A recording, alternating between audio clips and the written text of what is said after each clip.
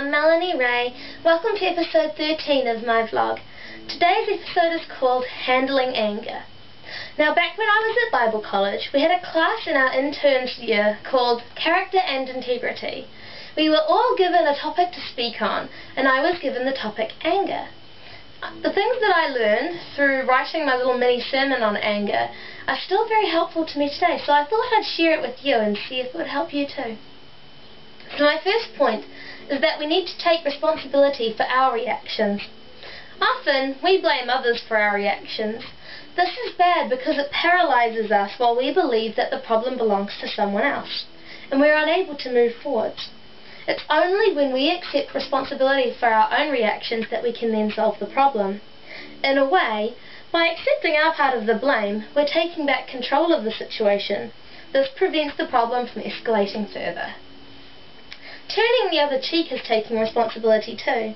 The Bible says in Luke 6:29 that if someone strikes you on one cheek, turn to him the other also.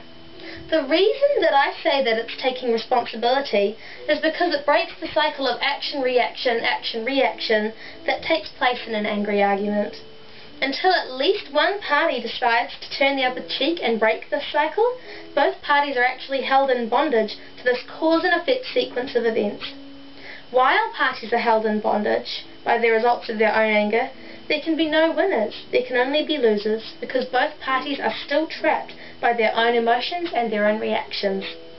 So let's take responsibility, turn the other cheek, and break the cycle. My second point is that we need to understand what anger does to us. Anger is a reality, and it can be very dangerous if not managed carefully. There are two main types of anger: explosive and implosive. Explosive anger is the kind that everybody notices, and it hurts those around us when we direct it at them. Implosive anger often goes unnoticed. This is because the angry person stores up all their emotions on the inside of them, and they're actually harming themselves by doing this. Some people who have an issue with implosive anger actually get physically sick because our body cannot handle the physiological effects of the stress that the anger is causing. If left unchecked, over time, anger can destroy our relationships with others. Implosive anger causes us to withdraw from others, and explosive anger causes others to withdraw from us. Either way, the anger is separating us from those that we love. This is unfortunate, as it means that we are left with no one to help us deal with the root issues that caused the anger in the first place. Don't let your relationships be affected by anger. I would hate to see any of us push our loved ones away because of it. The Bible says not to let the sun go down on our anger, and this means that we should deal with our issues straight away. The longer we let our problems fester, the angrier we tend to get, and the more dangerous we become to ourselves and others. By now, you're probably wondering what we can do when we feel angry, and this brings me to point 3. Use anger productively and proactively. You see, there's a third type of anger that I haven't mentioned yet, and this is the kind of anger that Christians refer to as righteous anger, or what I like to call proactive anger.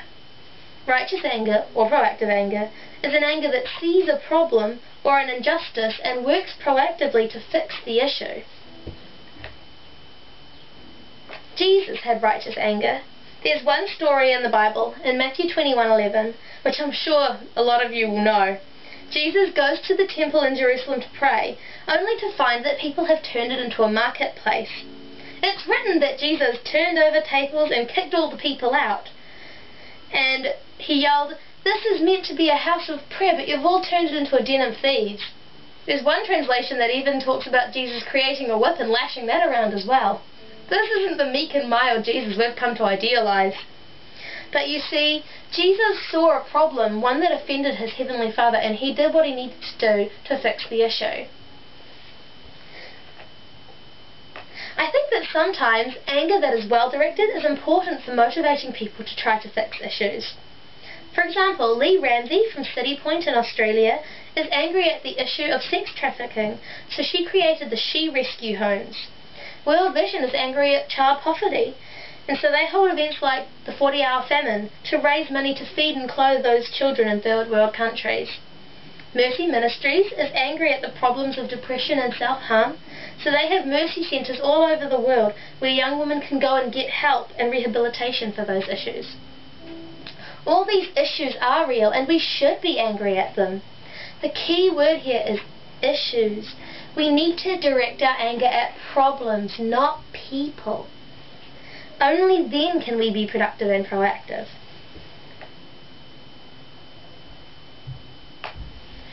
Another idea to remember is that as long as we are fighting people, the devil is winning.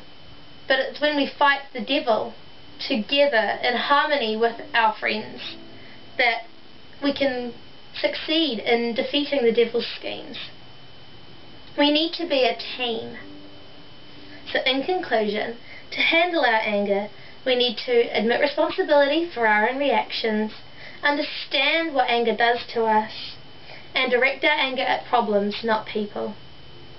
So I encourage you to remember those points this week. I love you all. Have a great week. Bye.